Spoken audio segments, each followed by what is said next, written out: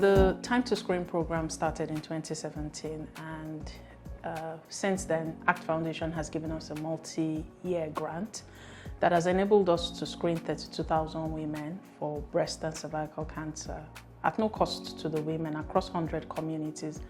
And really the why behind that is because in Nigeria, more than 120,000 new cancer cases are diagnosed, 40% of which are preventable cancers like cervical cancer, which occurs in women.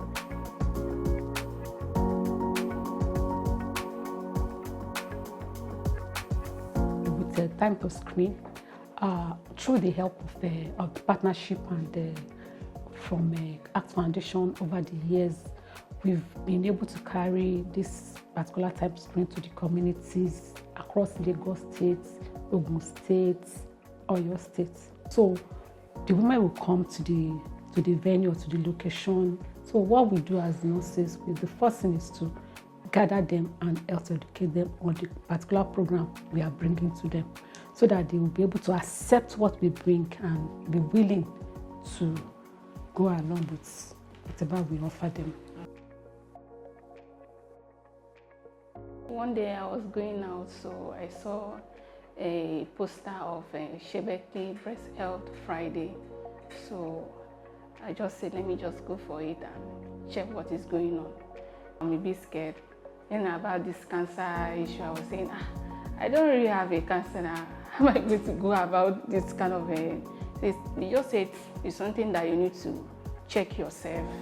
I know you don't really have, but you need to check yourself and know whether you have or not.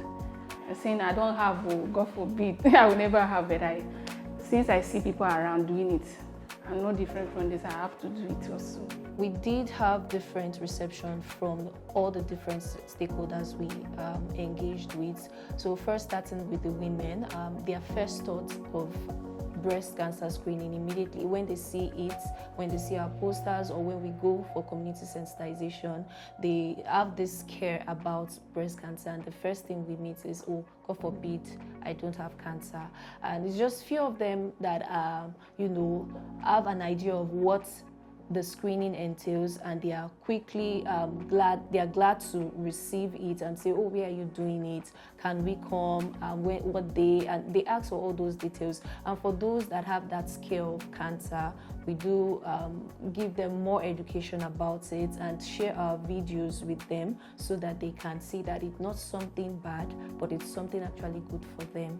And that's for the women. For the healthcare professionals that we did reach out to, because going to the healthcare professionals, community healthcare workers, doctors and nurses working in primary healthcare centers, they were very receptive to it. They were even glad for the trainings we conducted. They were glad to take the trainings, and we did saw a significant increase in the knowledge gained before and after the training. I received counseling from the nurse, from the BHF nurse, and about health generally, how to take care of yourself, your breast, what to do and what not to do.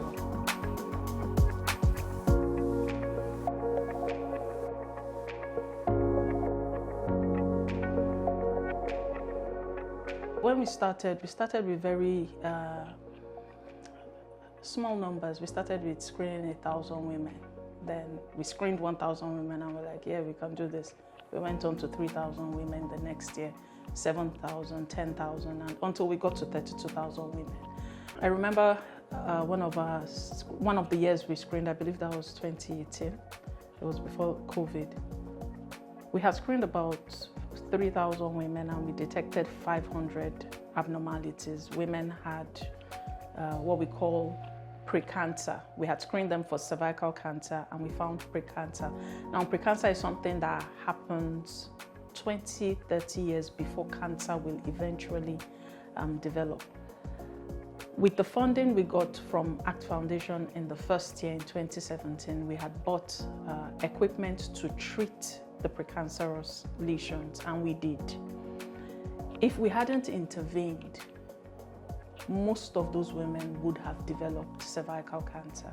More women need to be part of this program because there are things we feel like, okay, yeah, this thing is actually normal. which are not normal, and there are things that we feel like, oh, this thing is not normal, which are actually normal.